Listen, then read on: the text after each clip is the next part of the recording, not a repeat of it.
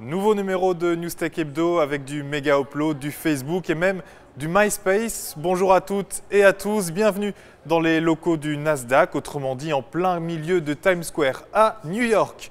Ce mardi, Facebook dévoilait son nouveau projet, un projet d'envergure puisque le site souhaiterait en faire l'un de ses nouveaux piliers. Le nom de ce projet, Graph Search, son but, croiser n'importe quelle donnée présente sur Facebook pour qu'on ressorte les meilleurs résultats. Il s'agit donc en fait d'un moteur de recherche interne au réseau social.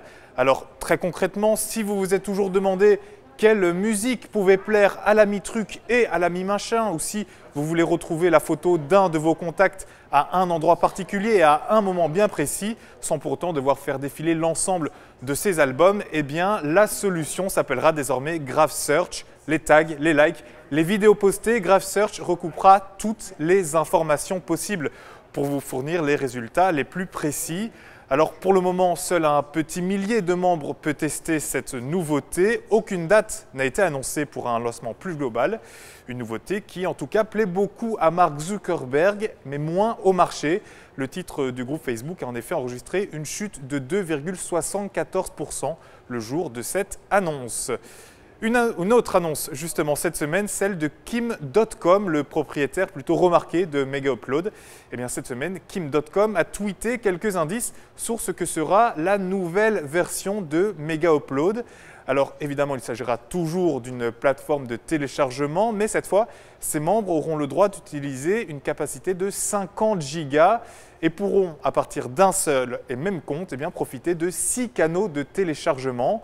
Alors vous me demanderez, et la justice dans tout ça, c'est vrai que c'est elle qui avait fait fermer la première version du site. Eh bien, selon Kim.com, cette nouvelle version de Mega Upload serait purement et simplement inattaquable, grâce notamment aux mêmes protections utilisées par la sécurité nationale américaine.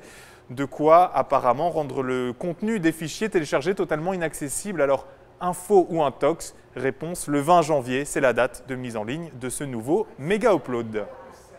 Pour terminer maintenant, ces deux petites brèves. Tout d'abord, le groupe Dell qui envisagerait de se retirer du Nasdaq. Dell est pourtant le numéro 3 mondial en termes d'ordinateurs personnels, mais voilà, en 2012, ses ventes ont chuté de plus de 12%. La direction n'a pas souhaité en dire davantage. Et puis enfin, avis aux nostalgiques, après le retour de Lycos annoncé il y a 2 semaines, c'est MySpace qui revient. Alors, le site n'était jamais vraiment parti, c'est vrai, mais depuis plusieurs années, il était comme qui dirait mis de côté, tant par ses membres que par ses développeurs d'ailleurs.